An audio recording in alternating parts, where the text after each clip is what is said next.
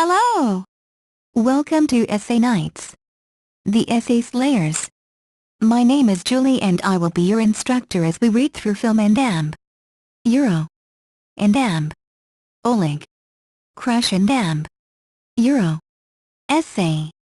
The article source is embedded in the video description below. Feel free to read along.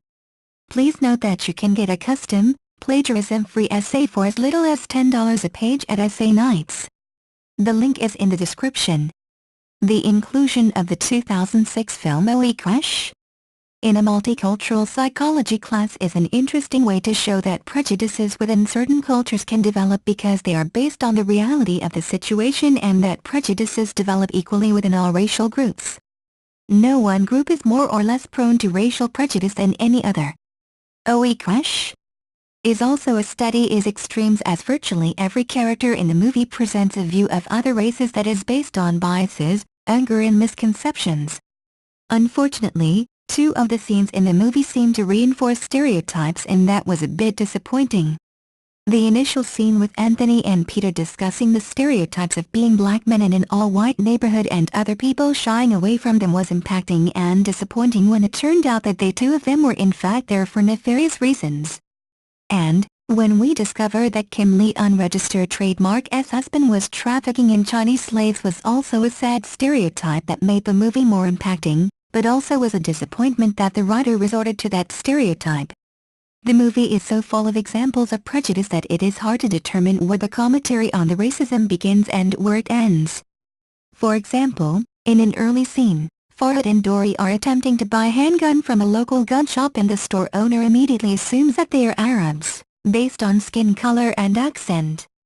In a later scene, Dory is talking with her mother who says, in response to "Oh Arab," and other slurs spray-painted on their store walls, "Oh they assume we are Muslims when we are Christian."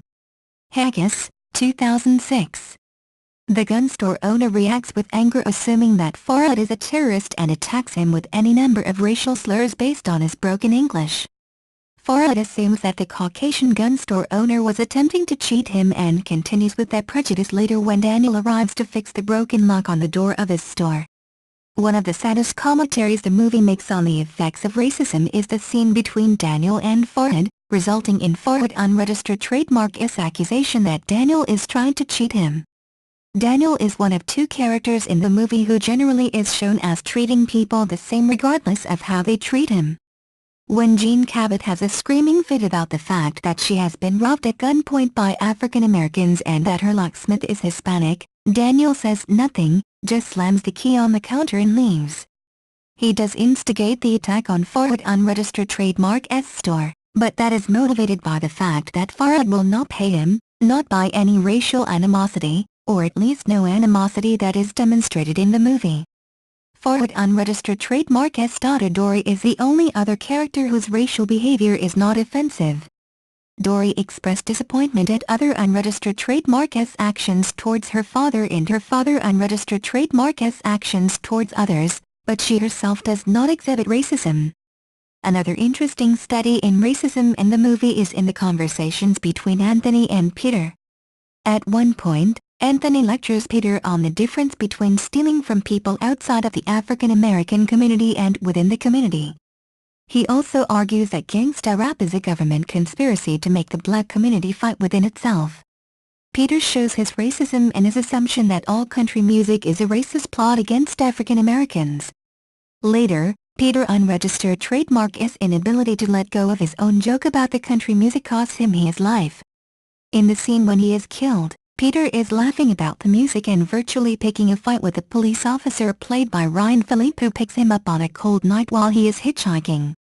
The officer, Tom Hansen, who has objected to racism over and over throughout the movie to this point, shows his prejudice when Peter says that he wanted to play ice hockey and then get irritated with the way that Peter mocks his music. When Peter finally finds the common ground that could bring them together, a statue of Saint Christopher on the dashboard, he fails to come right out and say so. Instead he pulls his own statue out of his pocket. Had he simply spoken instead of taking action, his death could have been avoided. Again, the death is a sad commentary on the way that prejudices develop.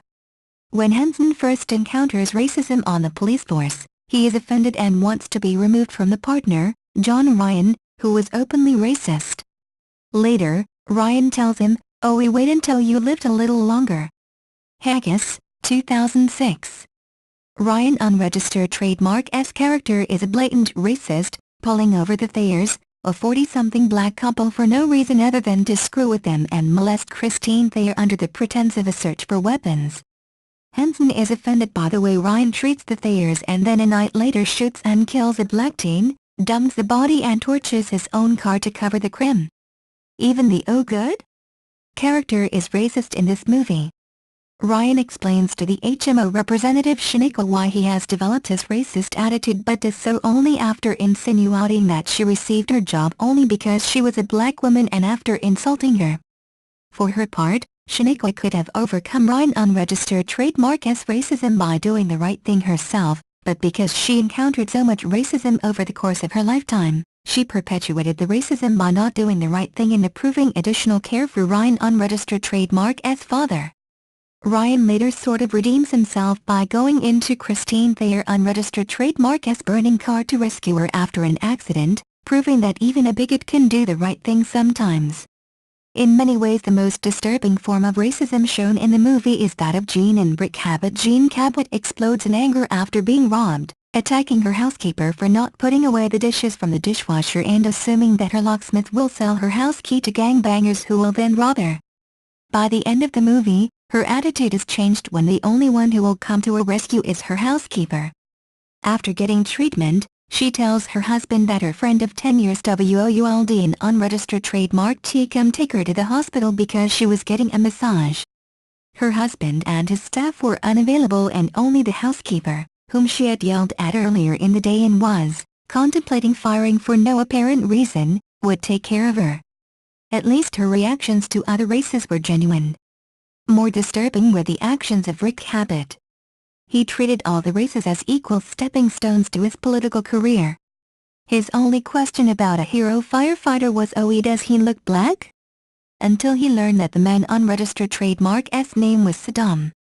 Then he spent the time yelling at his publicist to find a better way to spin things for him.